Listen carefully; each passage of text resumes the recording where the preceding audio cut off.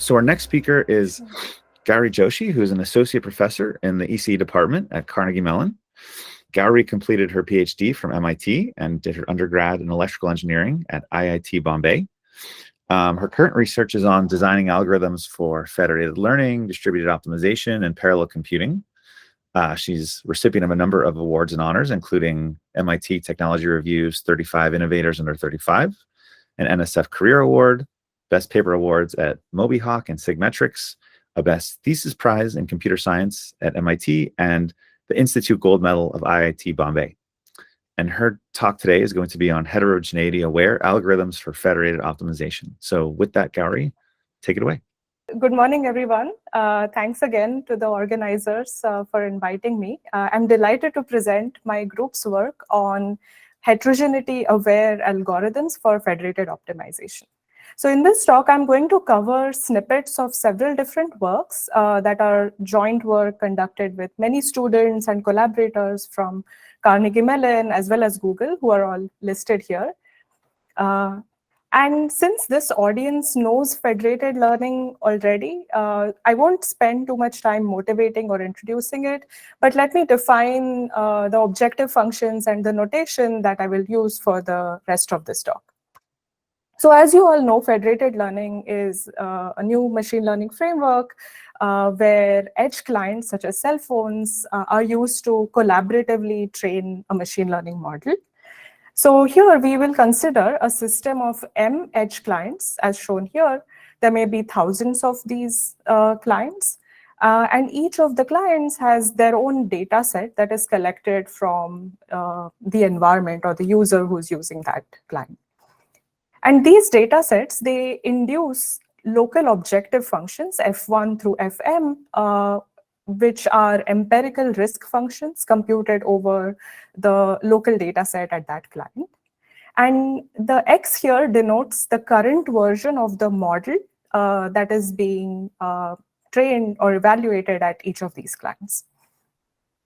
Now, these are the local objectives. The global objective function is a weighted average of these local objectives in proportion of the data set sizes at the clients. So Pi here represents the fraction of data that is there at the ith client.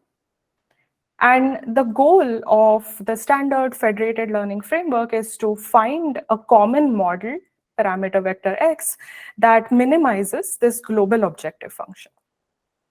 So there are actually variants of this objective function that are studied in literature, for example, in personalized FL and other different aspects of FL. But for the purpose of this talk, I'm going to focus on this objective function where our goal is to only train and evaluate a single model.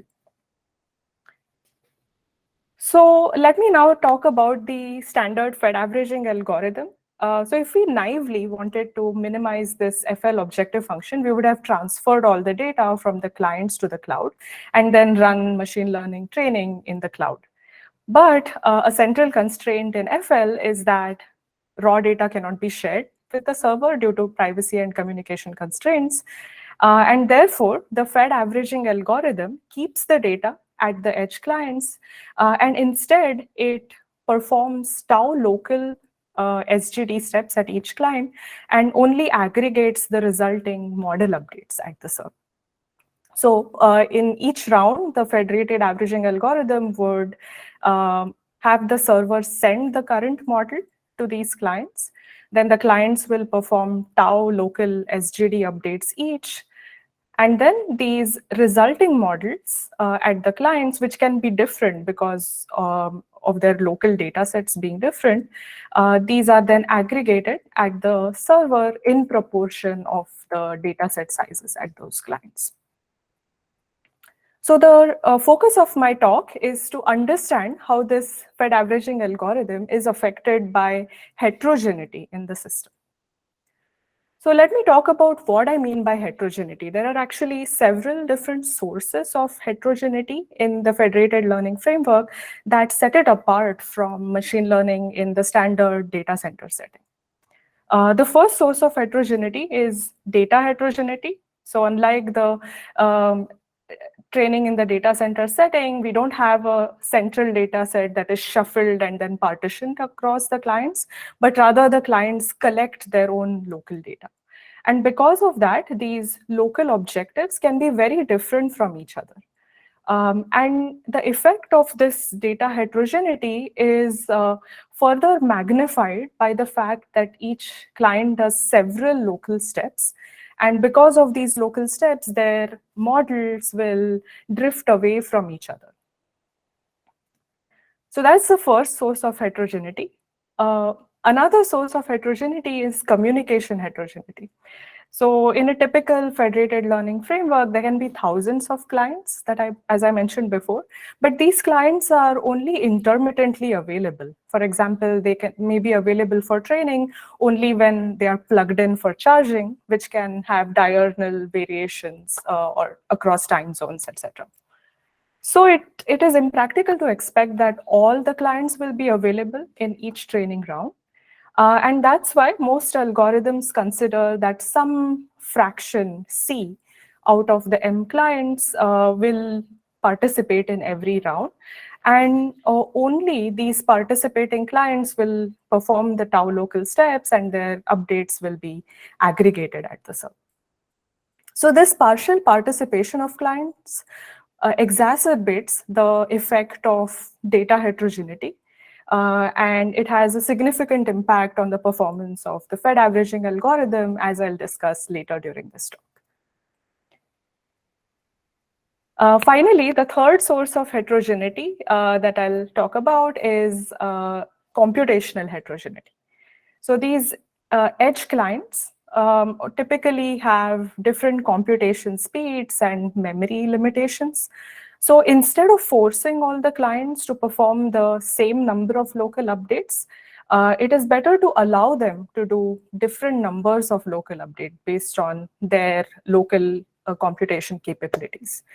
And moreover, these clients may also have different local learning rates or different local optimizers, which make the local progress even more heterogeneous. So such computational heterogeneity can compound the effects of data and communication heterogeneity. So it is important to consider this as well when designing optimization algorithms. So we don't want to force the system to be homogeneous. Allowing heterogeneity is important because it makes the system scalable and flexible. But we don't want to design algorithms that cope with the heterogeneity without slowing down convergence. So that is the goal of my talk, to discuss several such algorithms. And now let me go through these sources of heterogeneity one by one and discuss the main challenges and potential solutions. So let's go to data heterogeneity first. Before I go to the solutions, let me try to explain why this is a problem through a simple toy example. So let's consider a toy example where you just have two clients. These clients have local minimas, which are given by x1 star and x2 star. And the global minimum of the global objective function is x star. And because of heterogeneity in the data, you can see that these local minimas are different from the global minimum. So if we consider the case where all the clients do only one local update, then data heterogeneity is actually not a problem because the global gradient, which is used to update the global model, is an average of the local gradient, and it matches with the true gradient of the global objective function. So because of that, with tau equal to 1, we will indeed converge to the global optimum or the stationary point of the global objective function. However, if we consider a case where each client does many local updates, then data heterogeneity becomes a problem. So for example, if each client does many local updates and that brings them to the local optimum or close to their local optimum, then when we average these models, we get this global model. And if we run subsequent rounds, then we can go back to the local optimum and then just get stuck at this point. And this point is the average of the local minimum, which may differ from the true minimum that we want to reach. So this gap between the global optimum and the average of the local models that we get is what is called client drift error, and that is the main problem that arises because of data heterogeneity. So there are several works which have formally quantified how the number of local updates tau and the data heterogeneity can affect the convergence of Fed averaging. And these works show that if we consider that the gradient dissimilarity, which is a way to measure data heterogeneity, is bounded, then the error after T rounds of communication looks something like this. So the first two terms here just correspond to stochastic noise coming from the local updates, which use mini batches of local data. The third term is the key term that comes because of data heterogeneity, and this is what is called the client drift error. And this error, you can see that it increases with the number of local updates as well as the measure of data heterogeneity. So there is a long line of recent works in trying to mitigate this client drift error. So let me just mention a few of these techniques. This is by no means an exhaustive list. So one approach is that you could just choose a small number of local steps or a small learning rate, and that can stop the local models from drifting too far away from each other and from the global model. However, this can slow down convergence. So another approach which we proposed in a work a few years ago was to adapt the number of local updates over rounds in order to reduce the effect of data heterogeneity without slowing down convergence. And another set of works, there's a whole line of work here. These are not the only two ones. These line of works, they add some correction term to pull back the drifted local models in order to limit how much this client drift error is. So overall, these set of works do address the problem of client drift error. However, it may come at an increased additional communication or computation cost. So in theory, this problem has been addressed, but there are still some interesting and open questions for future work.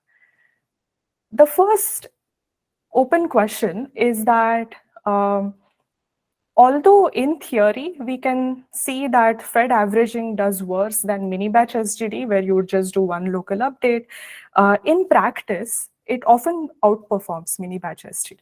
And the theory does not really support this, except in some regimes where you can show that. And we conjecture that a possible reason for this is that the gradient dissimilarity as a measure of heterogeneity might be too pessimistic. So in a recent work, we propose a different measure of heterogeneity, which can potentially explain this theory-practice gap better. So I'm not going to talk about that here, but there's going to be a talk by Satyan in one of the mini workshops tomorrow, which will discuss this work. So please check it out if you're interested. So that is one interesting open question.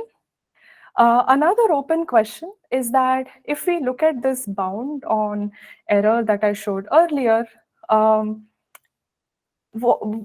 question that arises is client drift really a big problem here? So if you look at the client drift error term, with a small learning rate, it will decay faster than the other terms in this expression, like especially the first term. Another observation is that this bound considers full client participation, but if we consider partial participation of clients, then actually there is another term which is of a higher order than the client drift error term. So as we'll see next, that term, because it dominates, addressing that error might be more effective, and it can also be used in conjunction with techniques that try to mitigate client drift error.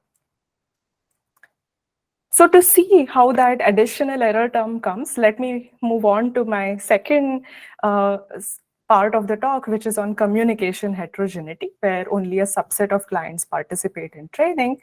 And to see how communication heterogeneity affects the error, we can show that if only a fraction C of clients participate in training in every round, and these fraction C clients are chosen uniformly at random, then the error after T communication rounds is given as shown here. The first two terms are again coming from stochastic update noise. The last term is client drift error. And we also have this additional error term, which is the partial client participation error. So this error term, if we set the learning rate appropriately, we can show that this is actually a dominant term. So you can see that the client drift decays as order of 1 over t, but this partial participation error term decays as 1 over square root of t. So in our recent work, which I'll talk about next, we try to overcome this term and potentially eliminate it completely from this expression. And the key idea that we use is that if you think about the updates that clients send in subsequent rounds, there's actually a correlation between these. And this correlation can be leveraged to reduce the variance that comes in from partial client participation. So in our work, which is called FedAvg, we build on this idea. And what we do is that we consider that the server has some memory, which is represented by yi here for each client. And then every time a client participates and sends an update, which is denoted by delta, that update is stored in the memory. And it is updated whenever clients participate. So the use of this server memory is that whenever a client does not participate, the updates in memory can be used to fill in for these missing clients. So normally in federated averaging, we would have just updated the global model based on the average of the updates that are sent by the participating clients. But instead, now we can use this variance reduced update, which is a combination of what is stored in server memory and what is sent by clients that participate in the current round.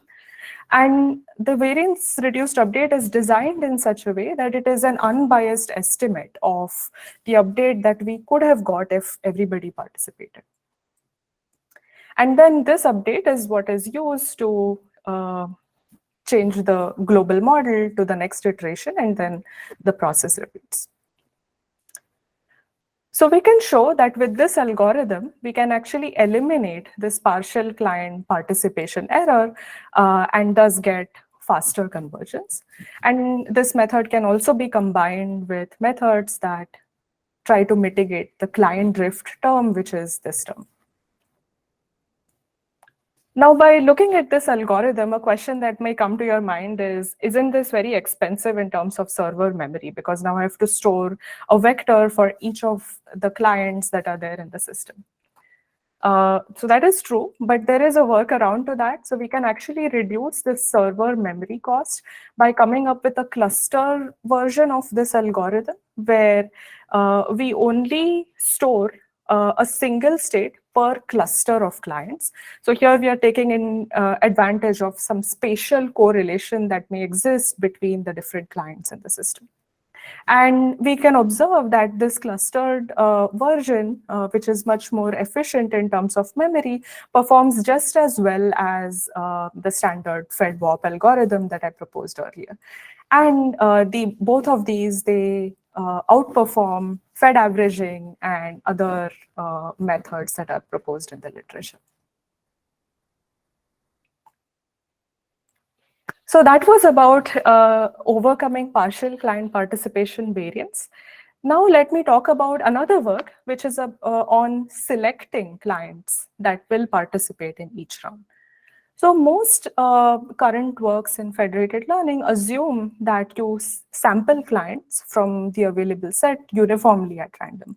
And this is done in order to ensure that the surrogate objective function that is induced by the set of selected clients is an unbiased estimate of the global objective function, and that allows us to extend many of the full client participation results to this partial client setting.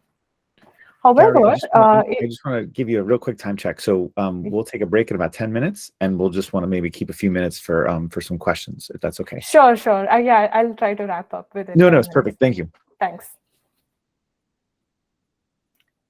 Right. So if you look at the global objective function, we can see that actually, if a client has a higher loss value, Fi, then that client is dominating the global objective function. So what if we tried to bias the selection towards such higher loss clients? We could potentially reduce this global objective function faster and improve convergence. So building on this idea, we design a client selection strategy called power of choice selection, where we sample a candidate set of clients. There are D of these. And then we estimate the local losses of these clients. And then from among this candidate set, we'll select the CM clients with the largest local losses. So here, the D, which is the size of this candidate set, is a tunable parameter. So if we increase the value of D, we are going to bias more towards higher loss clients. On the other hand, if we set D equal to just CM, we transition back to unbiased client selection.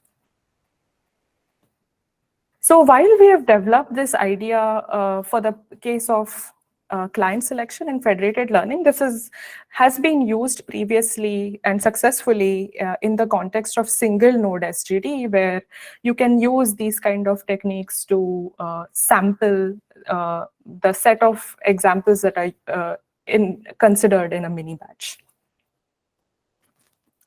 So this algorithm, experiments show that it indeed works well in practice. And as we increase the value of D, you get faster conversions. But the downside is that you might get a slightly higher error floor if we do this biasing of the client selection.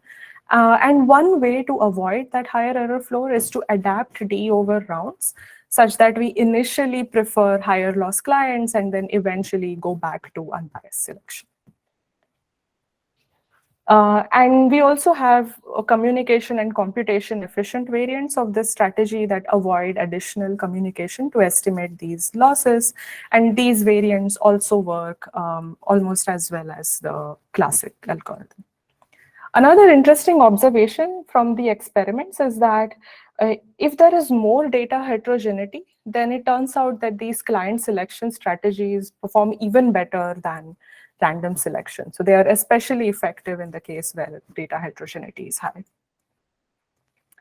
So summarizing, I'll also mention a couple of open directions in this context. So one of the directions is, can we use simpler client selection strategies where you don't have to estimate losses and do this kind of selection?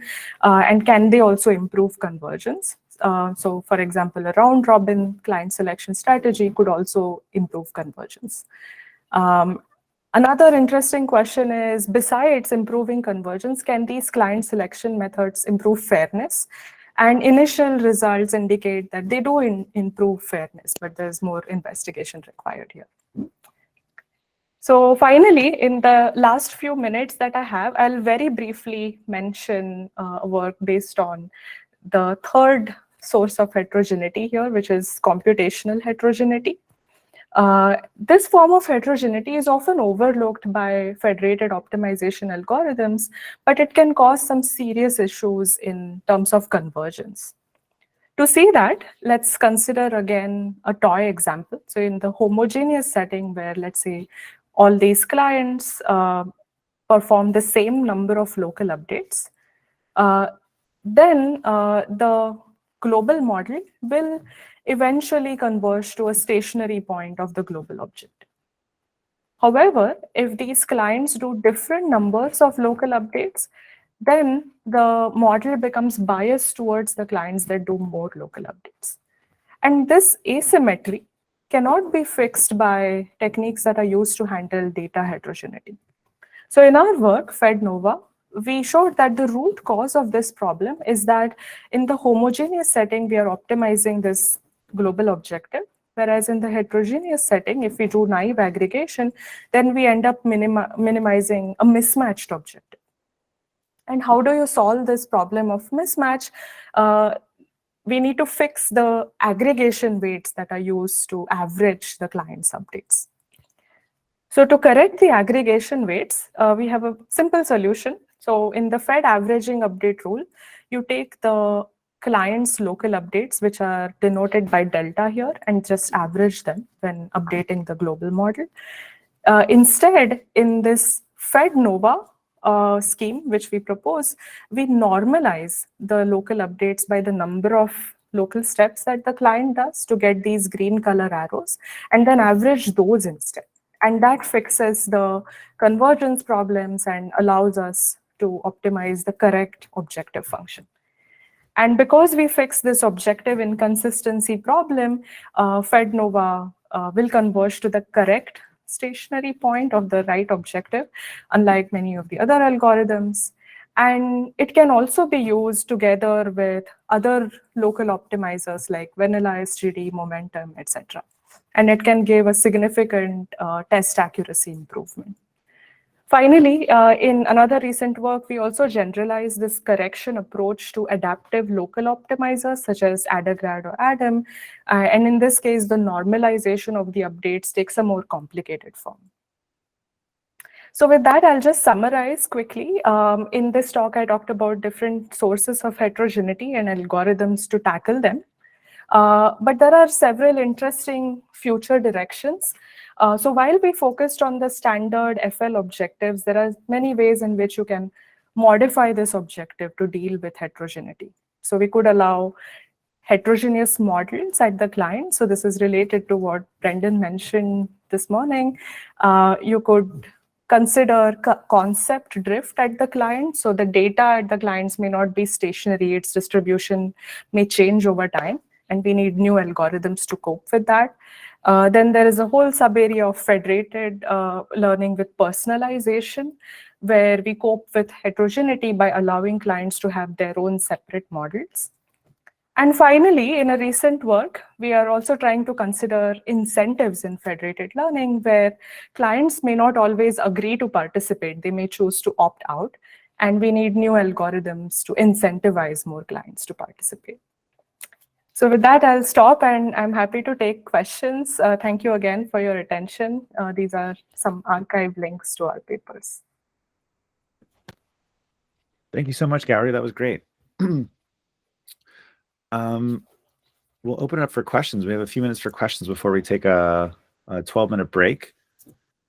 I know there were some comments. Peter Richterik, if you had some comments about partial client participation. I don't know if you want to articulate that or ask a question. No, I don't have any question about that one. It was just a comment that I made at a point where it was mentioned that there are no methods which can get rid of that extra term, but then immediately Gauri mentioned the method which does that. So I made that comment before she actually said that. So that was about it. Okay. And the previous one, let me try to remember what I was trying to say. I think you were mentioning that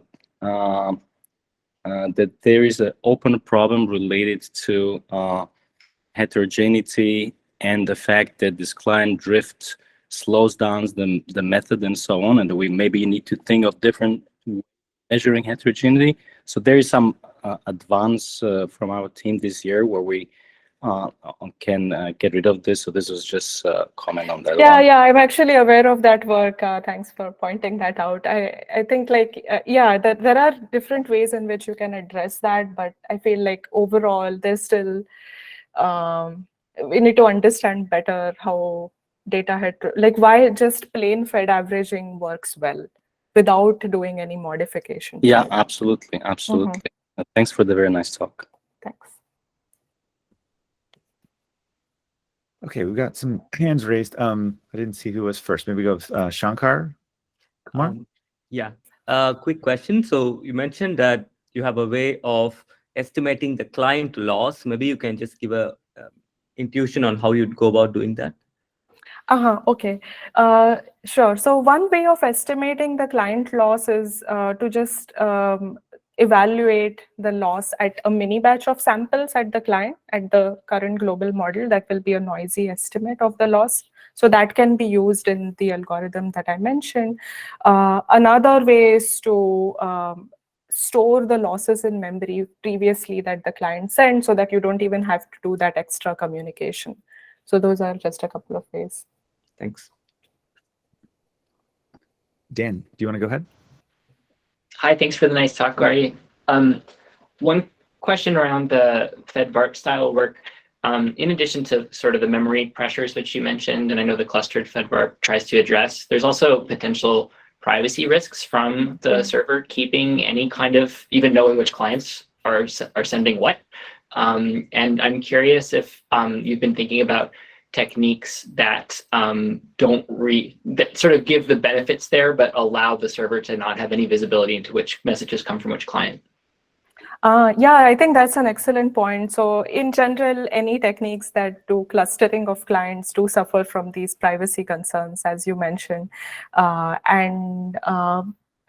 the top of my head, we don't have any solutions to that yet, but potentially this could be combined with some of the differential privacy techniques to anonymize clients and yeah. Christian raised a hand. Why don't we make this our last question, and then we'll take a break so that we still have plenty of time to take a nice break before the panel discussion. So, Krishna, do you want to take it away? Yeah, great talk, Gauri. Thank you so much. I have a question about the biased sample selection. Mm-hmm.